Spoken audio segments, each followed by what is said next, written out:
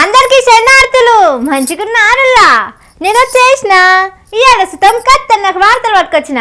ఇంకెందుకు ఆలస్యం, మొదలు పెద్ద వార్తలు చూద్దాం పారి. ఈ నెల 20నే కేసీఆర్ సభ బీఆర్ఎస్ వస్తుందట వెనకటి శోభ. డీలిమిటేషన్ పని మొదలు పెరుగుతారట ఎమ్మెల్యేలు ఎంపీలు. మంగ్లీ కట్టాలన్నట పైసలు నమ్మి కట్టిరట 100 కోట్లు. ఆపాలన్నట హైడ్రా కూల్చివేతలు హైకోర్టు ఇచ్చింది ఆదేశాలు. సంబరంగా అయింది అంబేద్కర్ జయంతి, చూసి నేర్చుకోవాలి పెద్ద పద్ధతి. అగో ఈ నెల 20న మస్తు మజా వస్తట్టుంది కదా రాజకీయం. ఫిక్స్ అయ్యిగా ఈ నెల 20న పంచుల మీద పంచులు వస్తాయి కావచ్చు. బీఆర్ఎస్ పార్టీలకు పూనకాలేనట.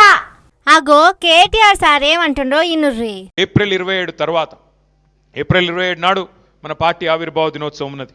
ఏప్రిల్ 20 నాడు మన నాయకుడు కేసీఆర్ గారు జగిత్యాలలో జరిగే బహిరంగ సభకు హాజరు కాబోతా ఉన్నారు. గాదుల్లా ముచ్చట. కాంగ్రెస్ పార్టీ కథలు నచ్చక బయటకు వచ్చింది కదా జీవన్ రెడ్డి సారు పార్టీలో చేరుతున్నంటే మామూలుగా ఉంటదా? 1,00,000 మందితోనే వస్తా అంటుండే ముందు నుంచే. అగో గదే అవుతుందట.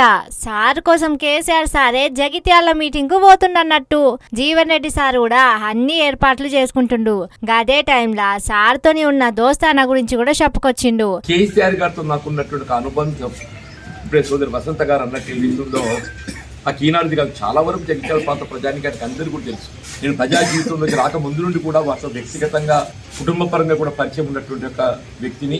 మేము 83 అంటే తెలుగుదేశం పార్టీ ఆవిర్భావంలో కలిసి ప్రయాణించాం.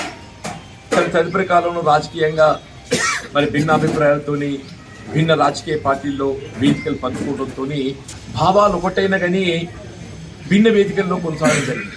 యావత్ తెలంగాణ ప్రజానీకం వారికి అండగా నిలిచింది. 2006-8లో నేను వారికి ప్రత్యర్థిగా ఎన్నికల్లో పోటీ చేయడం జరిగింది. కానీ ఏదైతుందో అది ఒక రాజకీయ పార్టీ ప్రతినిధిగా పోటీ చేయడం జరిగింది. అంతే తప్ప ఏదైతుందో వారి పట్ల కానీ లేక తెలంగాణ అంశం పట్ల కానీ భిన్న అభిప్రాయంతో కాదు. వారు కూడా ఎప్పుడు చెప్తుంటారు వాళ్ళ జీవన్ రెడ్డి గారితో నాకు ఉన్నటువంటి అనుబంధం ఏదైతుందో ఇది రాజకీయాలకు అతీతంగా ఉన్నటువంటి అనుబంధం. రేవంత్ రెడ్డి అంటే నిన్న మొన్న పార్టీల షరీక్ అయ్యి ముందుకెంచి ఉన్న ఉత్తమ్ సార్ లాంటి వాళ్ళందరినీ తొక్కుకుంటూ పోయి ముఖ్యమంత్రి కుర్చీలో కూర్చున్నా అని చెప్పుకుంటాడట కదా. కానీ జీవన్ రెడ్డి సారు వాళ్ళ లెక్క గమ్మునుండే టైప్ కాదు. వాళ్ళ జోలికొచ్చుడుతోని నీ మొహకంలే అని బయటపడ్డాడు. ఇప్పుడు రేవంతాలు పని చెప్పేటందుకు రెడీ అవుతున్నాడు. కాంగ్రెస్ పార్టీలు కేసీఆర్ ను ఎట్లా బద్నాం చేయాలని చూస్తురో చెప్పుకొచ్చిండు.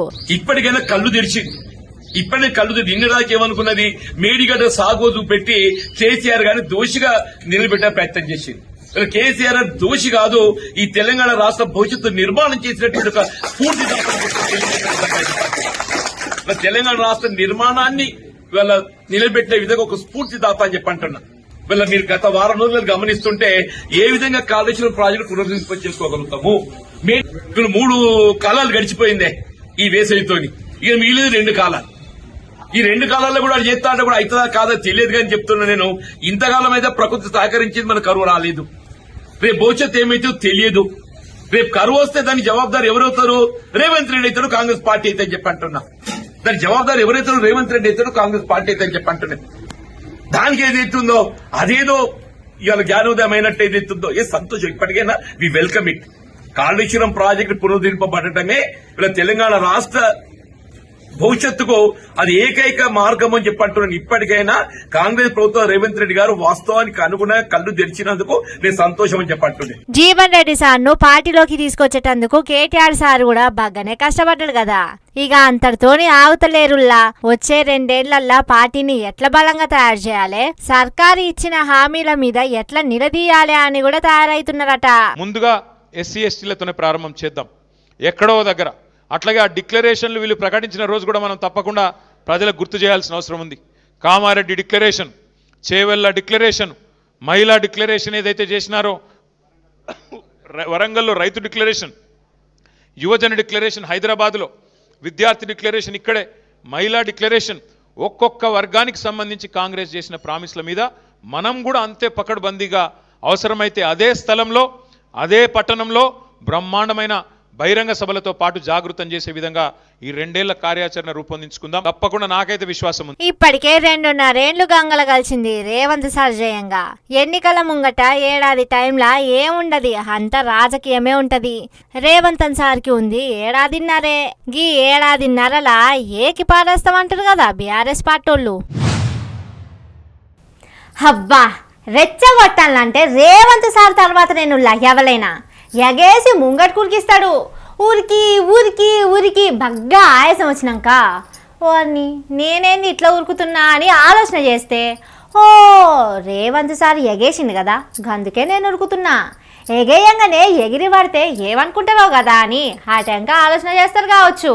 ఒక ఎమ్మెల్యేని కూడా రేవంత్ సారు నీ అంత పోటు మొనగాలేడు అనగానే ఆయన చూడుర్రి ఎట్లా ఎగిరి పడుతుండో.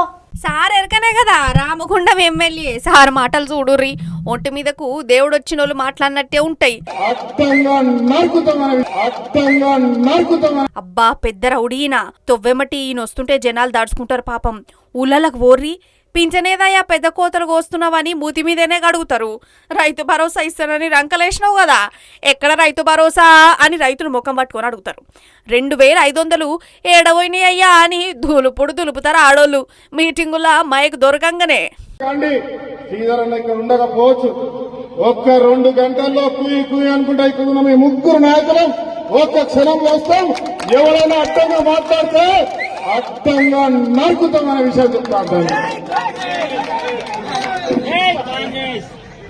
అబ్బో సారో నరుకుతావా, నరుకుతావు 2 ఏళ్ళాగు ఏడ నరుకుతావో చూస్తామంటారు సారు. ఆయన గతంలో ఏం పని చేసేటోళ్ళు సార్?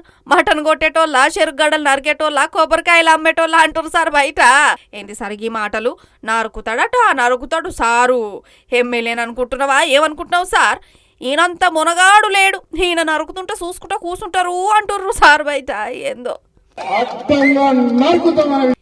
ఊకోరి సార్ ఊకోరి.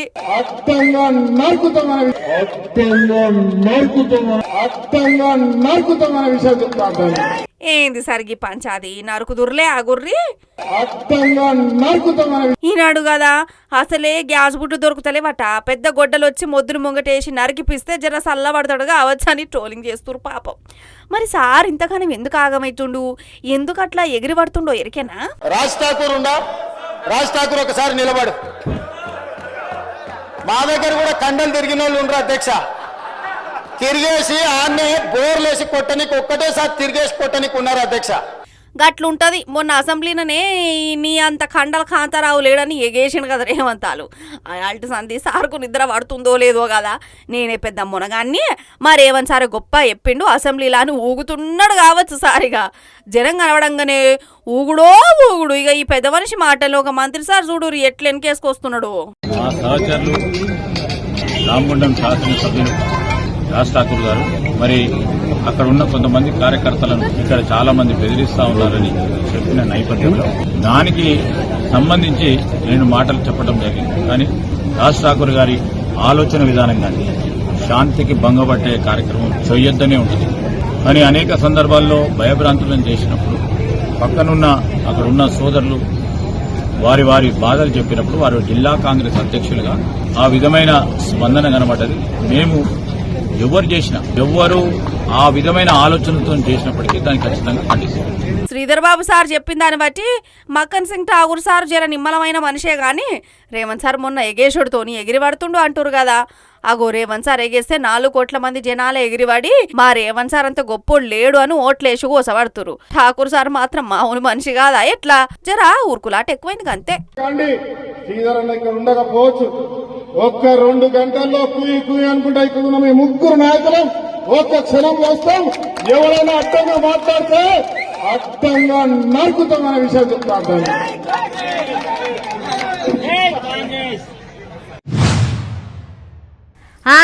చూసుకోర్రి ఇక ఎప్పుడు ఈయననే ఎమ్మెల్యే, ఈయన తర్వాత ఈయన కొడుకు ఎమ్మెల్యే అవుతాడు.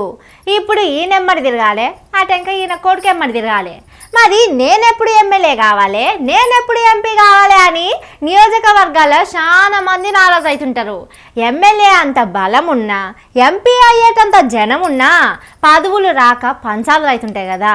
అగో గసొంటోళ్ళందరికీ మంచి అవకాశం వస్తుంది.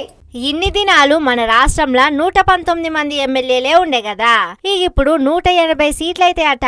అంటే ఈ తాప ఎన్నికల టయానికి 180 మంది ఎమ్మెల్యేలు ఉంటారు మన రాష్ట్రంలో.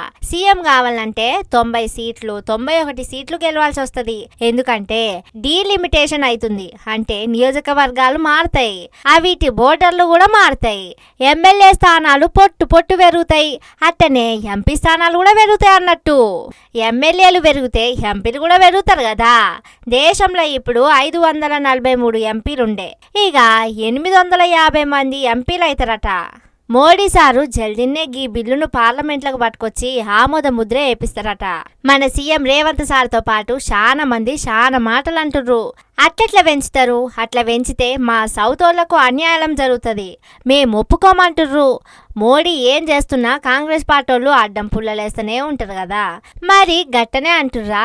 నిజంగానే మన సౌత్ వాళ్ళకు నష్టం అవుతుందా అనేటిది పెద్ద మనుషులు తీర్లా చెబుతుర్రు. కానీ అన్ని జాగాల్లో ఉన్న సీట్లకు సగం సీట్లు పెంచితే ఎవలకు మాత్రం ఏం నష్టం అనేటిది ఇంకో ముచ్చట. దేశంలో ఏదన్నా కానీ రాష్ట్రంలో మాత్రం కథ ఉండదు పోర్రి.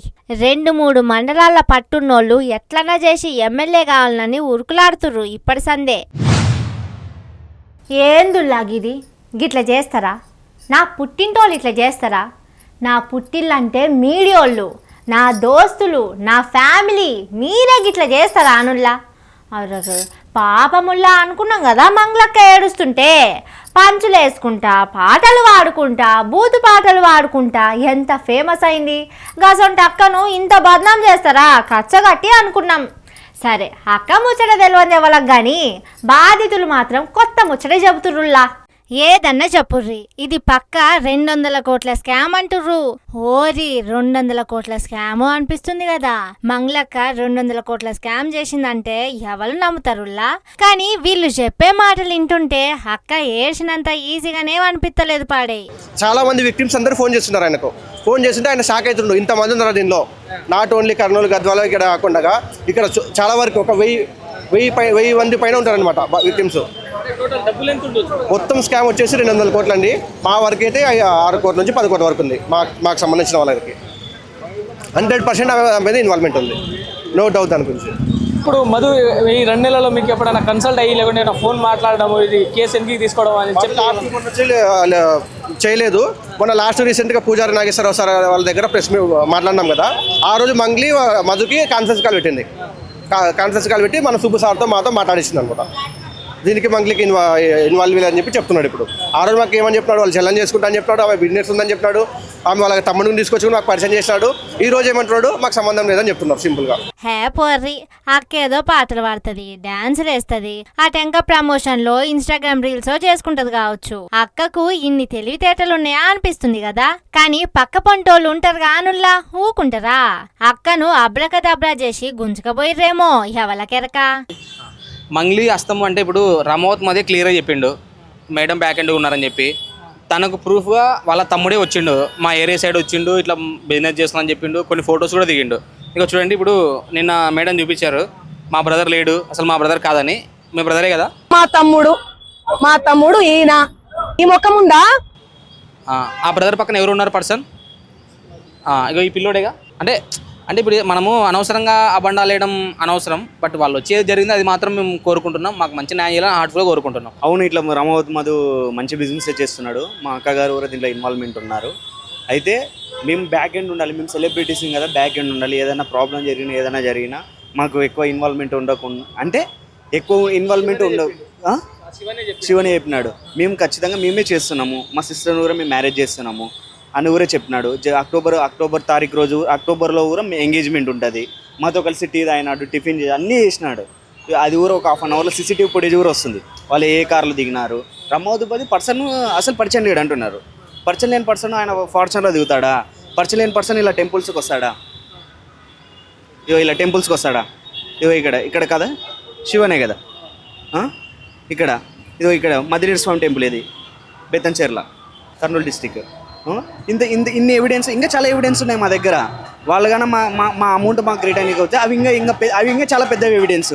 ఇవి చూపించింది మేము 10%, 90% ఇంకా మా దగ్గర ఉన్నాయి. మీ దగ్గర ఇప్పుడు డబ్బులు ఇచ్చిన ఎవిడెన్స్ ఏమున్నాయి మరి?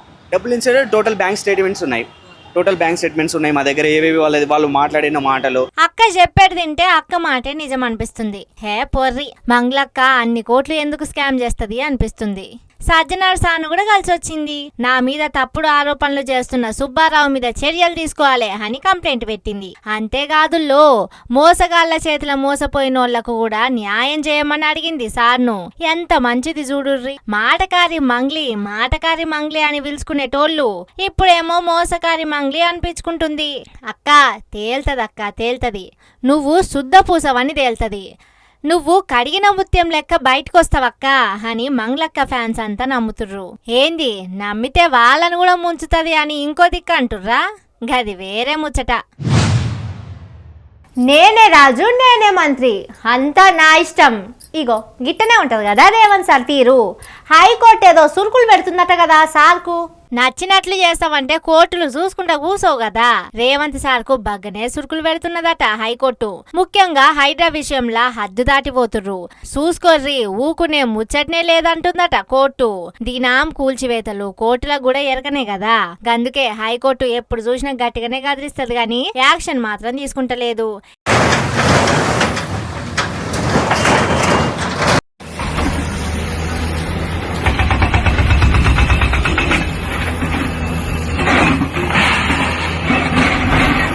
ఏం సంగతి రేవంత్ సార్, ఏమన్నా గులుస్తురా మీరు?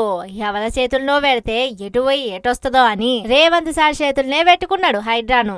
ఆయనే హైడ్రాకు చైర్మన్. సార్ పొద్దుగాల అందరికి సర్ది కట్టి ఇగో ఆడకు పోర్రి ఈడకు పోర్రి మొత్తం కూలగొట్టి రార్రి, వాళ్ళేడుస్తుంటే షాడిస్టిక్ ప్లెజర్ తోని చూసుకుంటారారి అని చెప్పంగానే రంగనాథ్ సారు కానిర్రి అని తట్టాపుట్టా సదిరి తరుముతాడు. ఇక వాళ్ళు పోతారు. జనాలంతా నిద్ర మోకాన ఉండగానే గుడ్లురుముకుంటా కానొస్తారట. ఇగేముంది, గీ బుల్డోజర్లు రంగంలోకి దిగుతాయి, పొట్టు కూలగొడతాయి. అందుకే జనం ఏడ్పులు వాళ్ళ గోసలు చూస్తున్న కోర్టు మీ ఇష్టానికి కూలుస్తామంటే నడవది, జరా ఆగుర్రి, మళ్ళా తీర్పిచ్చిందాక హైడ్రా కూల్చివేతలు ఆగవలసిందే అని సీరియస్ గా చెప్పిందట హైకోర్టు.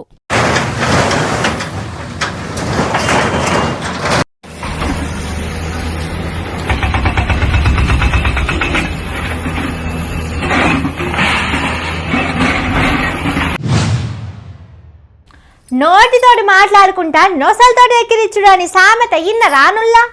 సరే, ఇప్పుడు ఆ సామెత ఎందుకు గాని ముచ్చట చెప్పు ముందు అని అంటారా? సరే, రేవంత్ సార్ ఏదో గాంధీ అని పెద్దాయన పేరు యాద్ చేసుకుంటున్నట. చూద్దాం ఆగుర్రి. ఒక దేశం ఒక యుద్ధంలో శాంతియుతంగా రక్తం చిందకుండా యుద్ధాన్ని గెలవొచ్చని మహాత్మా గాంధీ గారు నిరూపించారు. రవి అస్తమించని సామ్రాజ్యం ఉన్న బ్రిటిషర్స్ను శాంతి ద్వారానే శాంతియుతమైన పోరాటం చేసి శాంతితోనే ఒక యుద్ధాన్ని గెలవచ్చు అని ప్రపంచ దేశాలకు చాటి చెప్పింది మహాత్మా గాంధీ గారు. తర్వాత పంచాయతీరాజ్ కావచ్చు, మున్సిపల్లో కావచ్చు, మహిళలకు రిజర్వేషన్లు రాజీవ్ గాంధీ గారు అందించారు. చట్టసభలలో, అసెంబ్లీలో, పార్లమెంటులో సోనియా గాంధీ గారు మహిళలకు రిజర్వేషన్లు ఇవ్వాలి అని 33% ఇవ్వాలని బిల్లును పాస్ చేసి రాజ్యసభలో. ఓ ఆగురులో గాంధీజీ అంటున్నాడు రేవంత్ సారు. ఇవాళ గాంధీ తాత స్పెషల్ ఏందా అనుకోకురి, ఏం లేదుల్లా. ఇవాళ అంబేద్కర్ సార్ జయంతి ఉండే కదా, గా సభకు పోయిండు సారు. అక్కడ సోనియా గాంధీ, రాజీవ్ గాంధీ, గాంధీ తాత అని వీళ్ళను బాగా యాడ్ చేసుకున్నాడు. వాళ్ళంతా పెద్ద పెద్దోళ్ళు కదా. అంబేద్కర్ గారి జయంతి సందర్భంగా జనం అందరి ముంగట గాంధీ అని వాళ్ళ గొప్పతనం చెప్పి పెద్దోళ్లను మర్యాద పూర్వకంగా యాడ్ చేసుకున్నాడు అన్నట్లు. గంతే, అంటేం తప్పున్న చెప్పురి. ఇక చూడు రేవంటాడు. ఇవాళ ఉస్మానియా యూనివర్సిటీ వైస్ ఛాన్సలర్ ఎవరు? అంబేద్కర్ యూనివర్సిటీ వైస్ ఛాన్సలర్ ఎవరు? ఈరోజు ఎలక్షన్ కమిషన్కు ఎవరున్నారో మీరు ఒక్కసారి ఆలోచించండి. గది సరే సార్, రాష్ట్రానికి సీఎం ఎవరు రెడ్డి, రెవెన్యూ మంత్రి ఎవరు రెడ్డి, విద్యాశాఖ మంత్రి ఎవరు రెడ్డి, హోంశాఖ మంత్రి ఎవరు రెడ్డి, నీటిపారుదల శాఖ మంత్రి ఎవరు రెడ్డి, పౌర సరఫరాల శాఖ మంత్రి ఎవరు రెడ్డి, రోడ్స్ అండ్ ట్రాన్స్పోర్ట్ ఎవరు రెడ్డి, సినిమాటోగ్రఫీ మినిస్టర్ ఎవ్వరు రెడ్డి, మున్సిపల్ శాఖ మంత్రి ఎవరు రెడ్డి, హౌసింగ్ మంత్రి ఎవ్వరు రెడ్డి. మరి గీ ముచ్చటేందంటారు సార్ జనాలు? రెడ్డి సీఎం కాబట్టి రెడ్లందరికీ మంచి మంచి శాఖలు పెట్టినట్టు కదా సార్. అంటే బయట అట్లా అనుకుంటారు అంతే సార్. ఇక ఏమన్నాడంటే ఇవాళ 4.5 లక్షల ఇందిరమ్మ ఇండ్లు ఇచ్చినాం. నేను అడుగుతున్న వేదిక మీద ఉన్న నాయకుల నుంచి ఇక్కడ ఉన్న పేదవాళ్ళ వరకు ఈ 4.5 లక్షల ఇళ్లల్లో అత్యధిక శాతం దళితులకు గిరిజనులకు వచ్చిన మాట వాస్తవం కదా? నియోజకవర్గాల వారికి మీరు లెక్క తీయండి. ఆనాడు డబుల్ బెడ్రూమ్ ఇల్లు అని చెప్పిండు, ఎంతమందికి వచ్చినాయో మీరే లెక్క చూసుకోండి. నేను చెప్పదలుచుకోలేదు, మీరే ఆలోచన చేయండి. ఊకోరి సార్, ఇచ్చిరులే ఇంద్రం ఇండ్లు, సొంత పైసలతో ఇండ్లు కట్టుకుంటున్నా బిల్లులు ఇస్తలేరట కదా. దీన్ని బట్టి చూస్తుంటే దళితులనే ఎక్కువ మందిని ఇండ్ల పేరుతోని పైసలు ఖర్చు పెట్టి ఇయ్యకుండా ఎక్కువ మంది దళితుల్ని తిప్పలు పెడుతున్నారు అనుకోవచ్చునా సార్? మంచిగుంటాయి మీ మాటలు, నిజాలు ఏమని ఒప్పుకుంటారా? అంతేనా? కొలువుల కథ కూడా బాగానే తీసిండు. నేను అధికారికంగా ఈ రోజు లెక్క చెప్తున్నా, 67,000 ఉద్యోగాలల్లా 87% ఎంత? 87% ఎస్సీ ఎస్టీ బీసీ మైనారిటీలకు ఉద్యోగాలు వచ్చినాయంటే 50,000 పైగా ఈ రోజు ఈ వర్గాలకు ప్రభుత్వ ఉద్యోగాలు వచ్చినాయి. ఇంతకుముందే మా మిత్రుడు లక్ష్మణ్ చెప్పాడు, గ్రూప్ 1 రిజల్ట్ లో మా పిల్లలకు చాలా ఉద్యోగాలు వచ్చినాయి. ఇచ్చిందే 15-16 ఉద్యోగాలు. కేసీఆర్ సార్ నోటిఫికేషన్లు ఇచ్చిన కొలువులకు నియామక పత్రాలు ఇచ్చి మాటి మాటికి గయ్యే చెప్పుకుంటుండు. ఏమనిపిస్తలేదా రేవంతాలకు అంటున్నారు సార్. మరి మీరు వచ్చినాక 67,000 కొలువులు ఇస్తే మరి ఈ నిరుద్యోగులంతా కొలువులు సంపాదించలేక పోరాటాలు చేస్తురా ఎట్లా? అంటే వాళ్ళకు లొల్లులు చేసుడే వచ్చు. నేను ఇచ్చిన 67,000 ఉద్యోగాల్లో కొలువు కొట్టలేక పోయి ఇట్లా జవడాన్ని దిగుతురని యథేష్కాలు ఆడుతుర్రా ఎట్లా? ఏమో గా ముచ్చట నిరుద్యోగులకు రేవంత్ సార్కే తెలవాలిగా. ఏమో పోర్రి, రేవంత్ సార్ ఏం మాట్లాడినా చెల్తుంది. ఏందులాగిది ఏం రాజకీయమో ఏమో పోర్రి. అంబేద్కర్ సార్ అంటే అందరి మనిషి, గసొంటి అందరి మనిషి జయంతి అంటే ఎట్లుండాలి? సమానత్వం చూపెట్టాలి అని పోరాడిన మనిషి జయంతి రోజు సర్కార్కు గిసొంటి సమానత్వం లేని పనులెందుకు చెప్పుర్రి? సార్ను యాద్ చేసుకునే కాడ కూడా పార్షాలిటీ చూపిస్తే అదేం పద్ధతి రేవంత్ సార్? చూడు రోహారి. అగో చూడురులా అంబేద్కర్ సార్ జయంతి అంటే అందరు యాద్ చేసుకుంటారు. పట్నంలో బీఆర్ఎస్ పార్టీ ఫ్లెక్సీలు మాత్రం చింపి కాంగ్రెస్ ఏం గట్లనే ఉంచిర్రు. పని కట్టుకొని చింపవలసిన అక్కరే ఉన్నది. పెద్ద ఆయన జయంతి నాడు కలకల్లాడితే మంచిదే కదా. అండ్లున్న బీఆర్ఎస్ గుర్తులు బీఆర్ఎస్ మనుషులే చూస్తురు గాని అండ్లున్న అంబేద్కర్ సార్ బొమ్మలు కూడా చింపి వడేసినట్లే అనే సోయి కాంగ్రెస్ సర్కార్కు లేకపోవడేందో. అంబేద్కర్ సార్ ఉన్న ఫ్లెక్సీలు బ్యానర్లు చింపుతుంటే అంబేద్కరిస్టులు మాట్లాడకపోవడేందో కదా.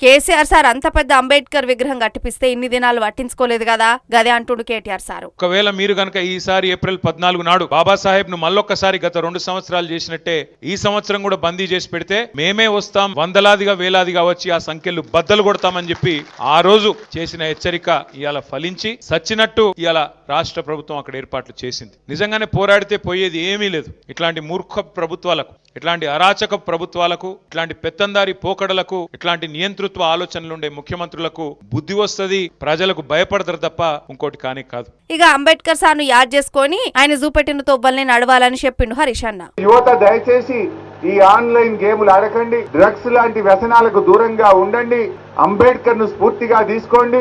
అంబేద్కర్ జయంతి సందర్భంగా ప్రమాణం చేసి మంచి చదువుల కోసం, మంచి సమాజం కోసం, అంబేద్కర్ స్ఫూర్తి కోసం అంకితమయ్యే విధంగా ప్రతిజ్ఞ చేసి ముందుకు సాగాలని చెప్పి యువతకు పిలుపునిస్తూ అంబేద్కర్ సార్ జయంతి సందర్భంగా సార్ ను యాద్ చేసుకొని పెద్ద ఆయన చేసిన సేవల్ని దలుచుకున్నారు లీడర్లు. ఇక ఈ సర్కార్ కథ ఎట్లుంటదంటే అంబేద్కర్ సార్ జయంతి జరుపుకుంటున్న నాడు కూడా సక్కంగా కరెంట్ ఇచ్చుడు శాత కానట్లే ఉంది. బీఆర్ఎస్ భవన్ లా అంబేద్కర్ జయంతి ఉత్సవాలు నడుస్తుంటే సడన్ గా కరెంటు పోయింది. తెలంగాణ జాతి ఎదుర్కొంటున్నటువంటి అన్యాయానికి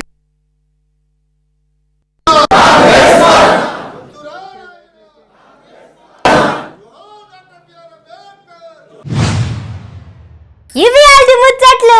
ఇంకిని మస్తు మస్తు ముచ్చట్లతోటి మళ్ళీ వస్తా. చూస్తూనే ఉంటుర్రి మన తీన్మార్. ఇదే అసలు తీన్మార్.